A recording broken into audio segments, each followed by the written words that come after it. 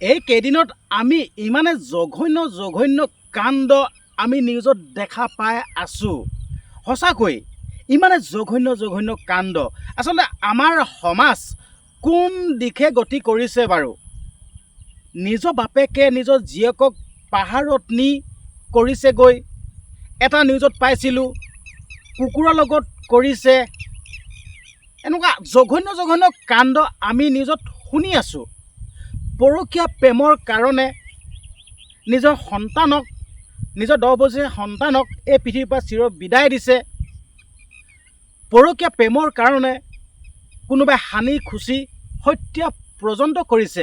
এই কেইদিন প্ৰায় এনেকুৱা নিউজেই ভৰি পৰিছে। আচলতে আমাৰ সমাজ কোন দিশে গতি কৰিছে চিন্তা কৰক।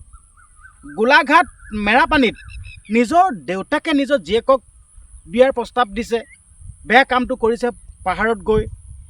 কেনেকুৱা জঘন্য কাণ্ড এইবিলাক! মানে কি হ'ব গৈছে বাৰু চিন্তা কৰক। নিজৰ জীয়েকৰ লগত এনেকুৱা কৰিব পাৰেনে?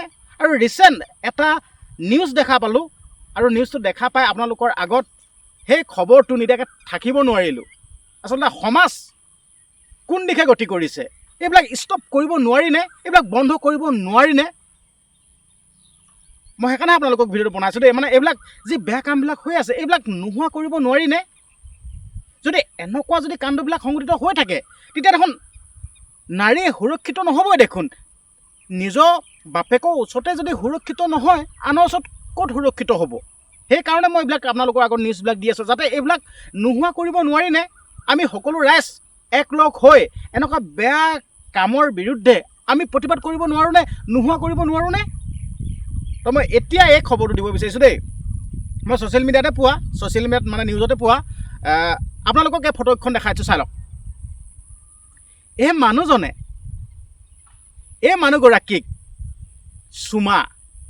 চুমা খুজিছে। চাই লওক, ফটোখন আপোনালোকৰ আগত লগাই ৰাখিছোঁ। এই মানুহজনে এই মানুহগৰাকীক চুমা খুজিছে আৰু লগতে বিয়াৰ প্ৰস্তাৱ দিছে।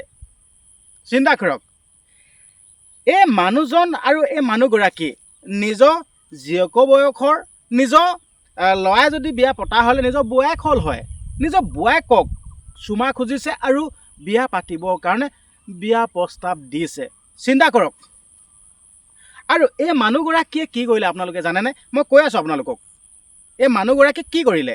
মানুহগৰাকীক চুমা খুজিছে আৰু বিয়া পাতিবৰ কাৰণে প্ৰস্তাৱ দিছে, কিন্তু এই মানুহগৰাকীক কি কৰিলে আপোনালোকে জানিবলৈ হ'লে ভিডিঅ'টো শেষলৈকে চাই থাকক। মই কৈ আছোঁ, এই মানুহগৰাকীয়েতো কিবা এটা কৰিলে।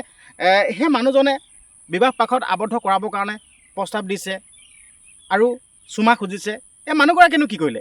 তো তাৰ আগতে মই এটা কথা ক'ব বিচাৰিছোঁ। আচলতে এইবিলাক যি জঘন্য কাণ্ড সংঘটিত হৈ আছে, এইবিলাকৰ ওপৰত আপোনালোকে কিয় নিমত? আপোনালোকে সকলোৱে প্ৰতিবাদ কৰক। কিন্তু আমিবিলাকে এনেকৈ আহি কথাখিনি ক'লে আপোনালোকে আমাক ওলোটাই আমাক বেয়া বুলি ভাবেগৈ। আপোনালোকে সঁচা কথা কৈছোঁ। কি কথা কৈ আছে, আমুকে কৈছে। আচলতে এইবিলাক ঘটি আছে ন, এইবিলাক নোহোৱা কৰিব লাগে। আচলতে যি বাপেক জীয়েক, এতিয়া এইটো বোৱায়েক আৰু নিজৰ শহুৱেক, বোৱায়েক আৰু শহুৱেকৰ যি পবিত্ৰ সম্পৰ্ক, এইবিলাক কিমান কালিমা সানিছে আপোনালোকে নিজে দেখি আছে, হয় নহয়? এইবিলাক আমি ৰোধ কৰিব নোৱাৰোঁনে? নোহোৱা কৰিব নোৱাৰোঁনে?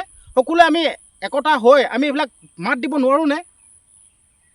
এতিয়া কেনেকুৱা জঘন্য কাণ্ড হৈ গৈছে। নিজৰ সন্তানক এই পৃথিৱীৰ পৰা চিৰ বিদায় দিলে। বেহাবাৰী আউটপোষ্টত সেইজন অভিনয় কৰা মৃগাংক বৰ্মন, ৰাজু আলি গোটেইখন মাৰি কৰি শেষ কৰি পেলাইছে।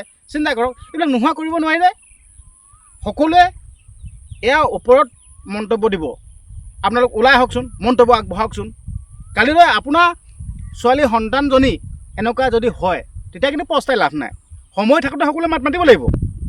সঁচা কথা কৈছোঁ, সময় থাকোঁতে এনেকুৱা অপৰাধীক আমি শাস্তি দিয়াবৰ কাৰণে আমি সকলোৱে মাত মাতিব লাগিব। কিন্তু আমি মাত নামাতোঁ। এতিয়া মই মাত মাতি থাকিলে মোৰ জীৱনৰ কাৰণেও এইবিলাক মানে ভাবুকি আহি যাব পাৰে। কাৰণ কেলৈ মই মাত মাতি আছোঁ, কিন্তু আপোনালোকে নিমাত হৈ থাকে। কিন্তু এইবিলাক আমি হ'ব দিব নোৱাৰোঁ। সেইকাৰণেহে আচলতে আপোনালোকৰ আগত ভিডিঅ'বোৰ প্ৰেৰণ কৰি থাকোঁ, যেন এনেকুৱা কাণ্ড এটা সংঘটিত হৈছে। আপোনালোকে ইয়াৰ ওপৰত মন্তব্য আগবঢ়াওক, ইয়াৰ ওপৰত আপোনালোকে ডিচিশ্যন এটা লওক। কিন্তু আপোনালোকে নিমাত হৈ থাকে। মই এইটোৱে ক'লোঁ যেন যেতিয়ালৈকে আপোনালোকৰ নিজৰ ক্ষেত্ৰত এনেকুৱা কাণ্ড এটা নঘটিব, তেতিয়ালৈকে আপোনালোকে কেতিয়াও মানে সজাগ নহ'ব। যেতিয়া নিজৰ লগত তেনেকুৱা কাণ্ড এটা ঘটিব, তেতিয়া পস্তাব। সেইটো কাৰণে তাৰ আগতে সজাগ হওক, নিজৰ লগত নোহোৱা আগতে সজাগ হওক। এতিয়া মই ক'ব বিচাৰিছোঁ, এই মানুহজনে এই বোৱাৰীজনীক যেতিয়া প্ৰেমৰ প্ৰস্তাৱ দিছিল, মানে প্ৰেমৰ মানে ডাইৰেক্ট মানে বিয়া পাতিম বুলিয়ে কৈছে, বিয়া যেতিয়া প্ৰস্তাৱ দিছে আৰু যেতিয়া চুমা খুজিছে, প্ৰত্যুত্তৰ কি দিছে? নে এইগৰাকীও লগত মানে কথা সুৰ মিলাইছিলে নেকি? নাই মিলোৱা।